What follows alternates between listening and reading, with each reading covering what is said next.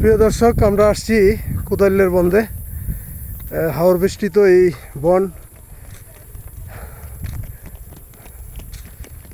মেটু পথ ধরে। তোমরা করতে আইছো?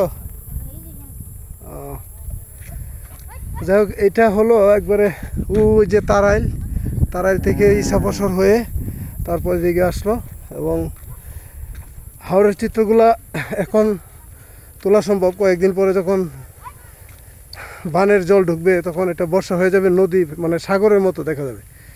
তো এখানে আসলাম ধান যারা তুলছে কৃষক, এই ধানের যে উৎসব, সেই উৎসবটা দেখানোর জন্য আপনাদেরকে নিয়ে আসছি। হাওর ভরা ধান,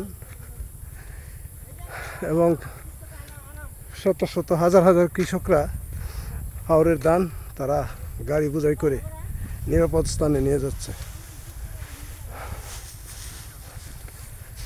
কি গো ভাই, ধান কেমন হয়েছে? হ্যাঁ, কিরম হয়েছে? ভালো হয়েছে না? এটা কি ধান? হীরা টু। এটা কার ধান? আপনি নিজে কয় কাটা করছেন? 7 কাটা না? 7 কাটা কোটি ধান হয় ভাই? 70 মন।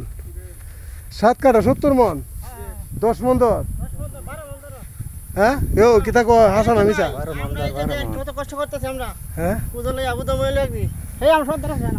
সর্দার আছে 7 কাটা বলে 70 মন ধান। আরে কি কয়,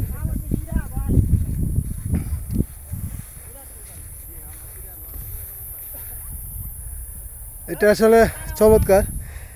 কাঠা মানে আমাদের এলাকায় 10 শতাংশ 1 কাঠা, 7 কাঠা জায়গায় 70 মন ধান শুনে অবাক হইলাম। হ্যাঁ,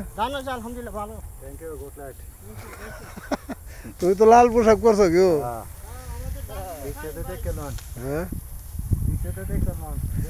ডাক দিলে যাকে ভাই সে তো মুদের শাহিন ভাই, গেঞ্জির মধ্যে লেখা। বাহ বাহ,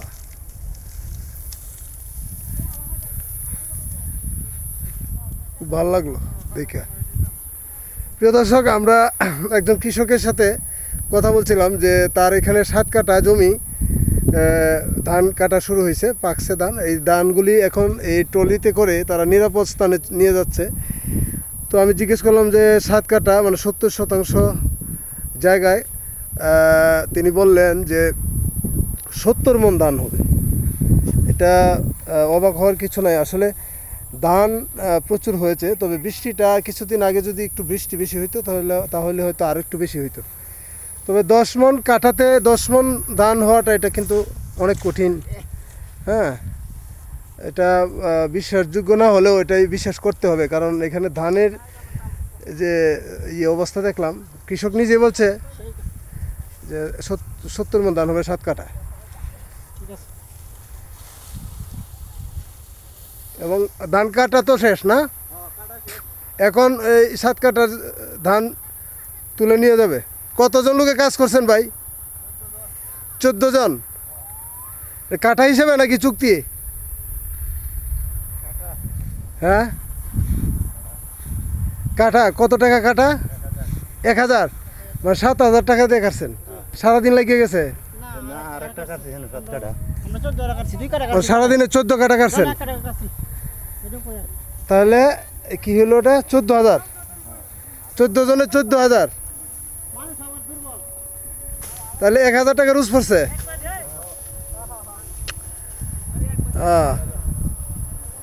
1000 টাকা রুজ পড়ছে। তাহলে মেশিনে তো বেশি কাটতে পারে না?